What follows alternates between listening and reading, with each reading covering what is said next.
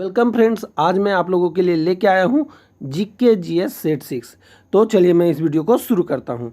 आज का हमारा पहला प्रश्न है, एफिल टावर कहाँ स्थित है। यहाँ एफिल टावर की बात कही जा रही दोस्तों, तो यह पेरिस में स्थित है।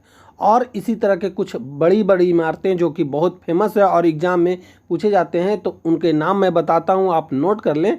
जैसे स्टैचू ऑफ लिबर्टी, ये कहाँ अवस्थित है, तो ये न्यूयॉर्क में स्थित है।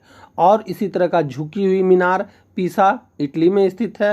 ठीक, और एक पिरामिड जो कि मिस्र में स्थित है, ये आपको याद रखना है। ठीक, अब हम चलते हैं अगले प्रश्न की ओर। हमारा अगला प्रश्न है, कौन सा कार्बोहाइड्रेट मोनोसेकेराइड है। यहाँ कार्बोहाइड्रेट कौन सा है जो मोनोसेकेराइड है, तो उसका नाम है ग्लूकोज और फ्रुक्टोज, यानी ऑप्शन नंबर बी इस प्रश्न का सही उत्तर हो जाएगा। और एक है ग्लेक्टोज, ये भी मोनोसेकेराइड ही है, ये आप याद रखेंगे। ठीक, और एक आता है पॉलीसेकेराइड। पॉलीसेकेराइड के अंतर्गत कौन कौन आते हैं आप नोट कर लेंगे। स्टार्च, ग्लाइकोज और सेलुलोज, ये पॉलीसेकेराइड के अंतर्गत आते हैं, ये आप नोट कर लेंगे। अब हम चलते हैं अगले प्रश्न की ओर। हमारा अगला प्रश्न है, आहार नाल के किस भाग में प्रोटीन का अमीनो अम्ल में निम्नीकरण होता है। तो आहार नाल के किस भाग में प्रोटीन का अमीनो अम्ल में निम्नीकरण होता है, तो उसका नाम है छोटी आंत, यानी ऑप्शन नंबर ए इस प्रश्न का सही उत्तर हो जाएगा। अब हम चलते हैं अगले प्रश्न की ओर। हमारा अगला प्रश्न है, कालाजार के लिए उत्तरदायी प्रोटोजोआ है। तो कालाजार के लिए कौन सा उत्तरदायी प्रोटोजोआ है, तो उसका नाम है लिस्मेनिया। क्या, लिस्मेनिया। इसका पूरा नाम क्या है, तो मैं आपको बता देता हूँ, लिस्मेनिया डोनावानी, ये इसका पूरा नाम है, कालाजार के लिए उत्तरदायी प्रोटोजोआ। अब हम चलते हैं अगले प्रश्न की ओर।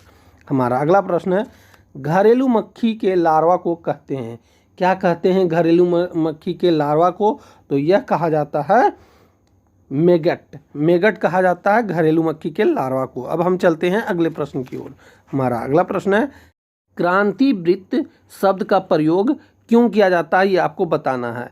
तो क्रांति वृत्त शब्द का प्रयोग किया जाता है वर्ष भर के दौरान आकाश में सूर्य के पद के लिए करते हैं, यानी ऑप्शन नंबर डी इस प्रश्न का सही उत्तर हो जाएगा। अब हम चलते हैं अगले प्रश्न की ओर। हमारा अगला प्रश्न है, पारा कांच को नहीं भिगोता, कारण क्या है, ये आपको बताना है। तो पारा कांच को इसलिए नहीं भिगाता है क्योंकि इसका आसंजन बल लगता है, यानी ऑप्शन नंबर सी इस प्रश्न का सही उत्तर हो जाएगा। अब हम चलते हैं अगले प्रश्न की ओर। हमारा अगला प्रश्न है, संगलन को बढ़ावा देने के लिए धातु के साथ मिलाया जाने वाला पदार्थ है, वह कौन सा पदार्थ है, ये आपको बताना है। तो संगलन को बढ़ावा देने के लिए धातु के साथ मिलाया जाने वाला पदार्थ गालक है, यानी ऑप्शन नंबर बी इस प्रश्न का सही उत्तर हो जाएगा। अब हम चलते हैं अगले प्रश्न की ओर।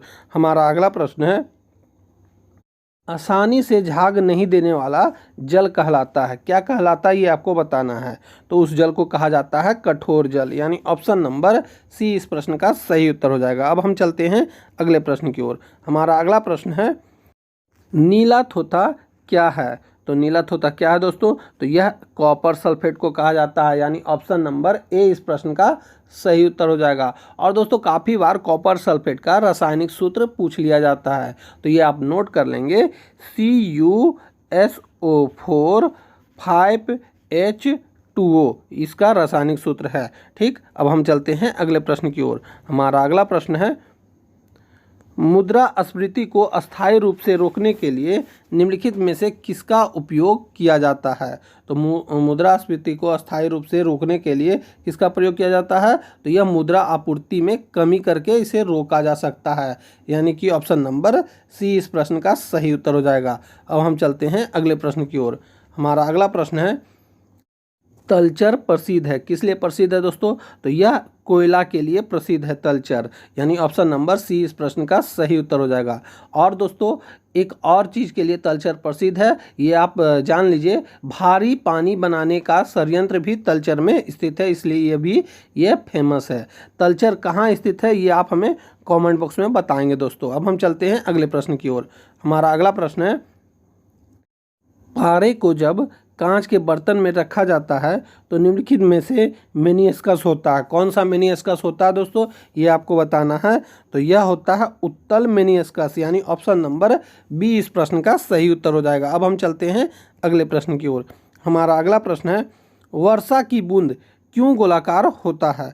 तो यहाँ वर्षा की बूंद गोलाकार क्यों होता है दोस्तों, तो यह अपने सतही तनाव के कारण ऐसा होता है, यानी ऑप्शन नंबर ए इस प्रश्न का सही उत्तर हो जाएगा। अब हम चलते हैं अगले प्रश्न की ओर।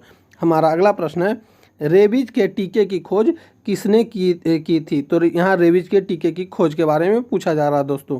तो यह किसने किया था, तो यह लुईस पास्चर के द्वारा खोजा गया था, यानी ऑप्शन नंबर बी इस प्रश्न का सही उत्तर हो जाएगा। अब हम चलते हैं अगले प्रश्न की ओर। हमारा अगला प्रश्न है, दाब नहीं नापा जाता है। दाब किसमें नहीं नापा जाता दोस्तों, ये पूछा गया है। तो यह न्यूटन में नहीं नापा जाता है, यानी ऑप्शन नंबर डी इस प्रश्न का सही उत्तर हो जाएगा दोस्तों। और काफ़ी बार एग्जाम में क्वेश्चन पूछा जाता है कि दाब का एसआई मात्रक क्या होता है। तो दाब का एसआई मात्रक पास्कल होता है, ये आप याद रखेंगे, पीए, ठीक। और इसका एक और एसआई मात्रक होता है न्यूटन प्रति मीटर स्क्वायर, ये भी आपको याद रखना है, ठीक। और दाब एक अदिश राशि है, ये भी आपको याद रखना है दोस्तों। अब हम चलते हैं अगले प्रश्न की ओर। हमारा अगला प्रश्न है, घूर्णन करती हुई किसी फ्लाई व्हील के आरपीएम को निम्नलिखित यंत्र से मापा जाता है।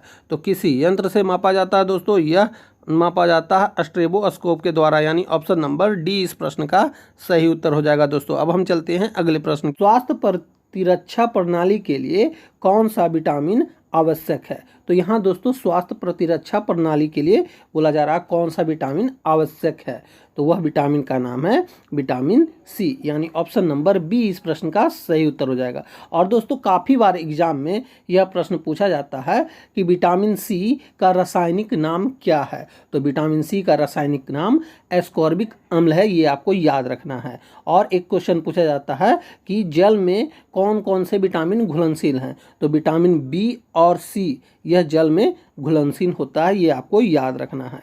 अब चलते हैं हम अगले प्रश्न की ओर।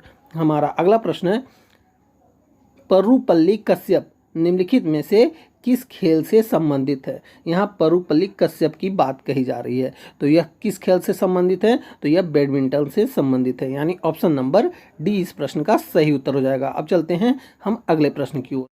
यक्षगान कहाँ का लोक नृत्य है। तो यहाँ यक्षगान के बारे में बोला गया है दोस्तों। तो यक्षगान जो है कर्नाटक का लोक नृत्य है, यानी ऑप्शन नंबर बी इस प्रश्न का सही उत्तर हो जाएगा। और दोस्तों गुजरात का लोक नृत्य को क्या कहा जाता है, गरबा। और असम के लोक नृत्य को कहा जाता है बिहू, ये भी आपको याद रखना है। तो यहीं पर हमारा यह वीडियो समाप्त होता है। उम्मीद है कि आपको ये वीडियो अच्छा लगा होगा और आपने इस वीडियो को शुरू से अंत तक देखा होगा और इस वीडियो को आपने शेयर भी किया होगा। तो अब हम मिलेंगे आपसे अगली वीडियो में, तब तक के लिए जय हिंद, वंदे मातरम।